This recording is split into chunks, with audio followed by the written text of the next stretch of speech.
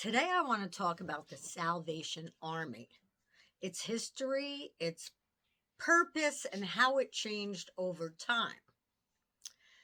So, yesterday we talked about Goodwill. So, I figured today, let's talk about another name everyone recognizes, the Salvation Army. If you haven't heard of the Salvation Army, you're definitely under some big rock. So, you've seen the red kettles. You've seen the thrift stores, but do you actually know where it started? I didn't, so I looked it up. So let's rewind way back. So the Salvation Army started in 1865 in London. It was founded by William Booth and his wife Catherine Booth, so Mr. and Mrs. Booth. At the time, London had massive poverty going on. People were hungry, homeless, ignored. William and Catherine didn't wait for people to come to church. They got out into the streets. Originally, it wasn't even called the Salvation Army. And of course, I have notes on this, so please don't mind. It started as East London Christian Mission. But in 1878, William Booth changed that name. He said this wasn't just a mission. It was an army fighting poverty, hunger, and hopelessness. That's why you see uniforms, ranks, the word army. It was meant to be bold, organized, impossible to ignore. By the 1880s, the Salvation Army spread fast. It came to the United States, then to Canada, then to Australia, and beyond. Soon it was helping people all over the world, not just preaching, but feeding, housing, and protecting. So I want to give you some of this history first because I really did enjoy learning about it, so I figured I'd share it with you. If you're not interested in this, you can move on a little bit. So, what they actually do. Their early motto was, I want to get this right, soup, soap, and salvation. Eat, get clean, salvation. Meaning, feed people, help them clean up and find work, then offer hope. What a wonderful thing. They created homeless shelters, food programs, disaster relief, addiction recovery programs, and job training. So the thrift stores connection. Now let's talk thrift stores. Salvation Army thrift stores exist to fund these programs. When you donate house goods, furniture, that money helps support shelters, meals, and disaster response. Just like Goodwill, but with a slightly different structure. So let me know if you remember, and I'm going to be putting little cartoons throughout this. Do you remember the red kettles? And those red kettles, they've been around since the 1800s. I remember they used to be outside of John Wanamaker's, Gimbel's. Does anybody remember those stores? Or did you live? That was in Yonkers, New York. So they've been around since the 1800s. The bell ringing isn't just tradition. It's one of the oldest charity fundraising campaigns still running today. So how it changed over time.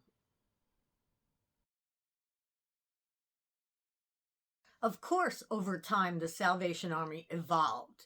It became more global, more structured, more focused on social services.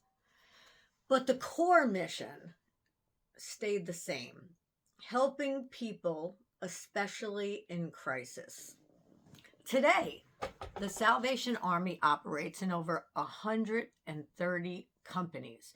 It responds to natural disasters still, housing insecurity, hunger, and family emergencies. And yes, it's still a nonprofit. So when you walk into your Salvation Army, Know that you're not just shopping. You're participating in a system designed to help people survive. Now let's get into how their thrift stores work, how they differ from Goodwill, and what resellers should know. Because thrifting isn't just about deals, it's about where the money actually goes. And that's not in any particular order. So let's talk about the Salvation Army thrift stores and how they differ from Goodwill, since we did talk about Goodwill yesterday. If you didn't catch that video, go take a look at it. I think it helps you experience a little bit of the history of Goodwill. So now that we know where the Salvation Army came from, let's talk about what most people recognize. The Salvation Armies have thrift stores to support their mission. When you donate items, those items are sold in the thrift store. That money helps to pay for things like food programs, homeless shelters, disaster relief. So yes, the thrift store is a fundraising arm of the organization. Why does this part matter? It's important because the Salvation Army is a church-based nonprofit with a strong religious mission that also runs large social service programs. The thrift store supports all of that.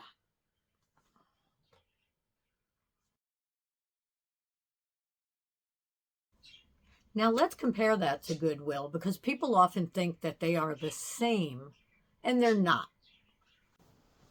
Goodwill is also a nonprofit, but their mission is a little bit different. Their main mission is job training, employment programs, workforce development. So it's a lot different, really. Their thrift store funds job placement services, career training, employment for people that face obstacles to work. Here's the simplest way to think about it. Goodwill focuses on employment. Salvation Army focuses on basic needs and crisis support. Both are nonprofits. Both use thrift stores to fund their missions, but their missions are different. You might also notice differences in the stores themselves, in the thrift stores. Goodwill, Salvation Army. Salvation Army stores often feel more traditional, donation-focused, and community-centered, where Goodwill stores often feel more corporate and retail-like. Have you noticed that?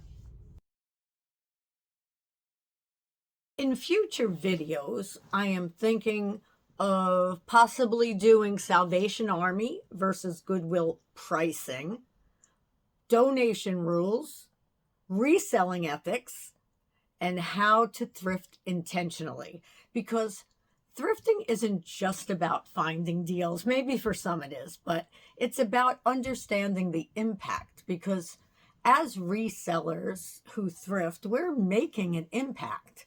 So when people come up to you in that thrift store and say, "Are you a reseller?" We'll get into that on another video.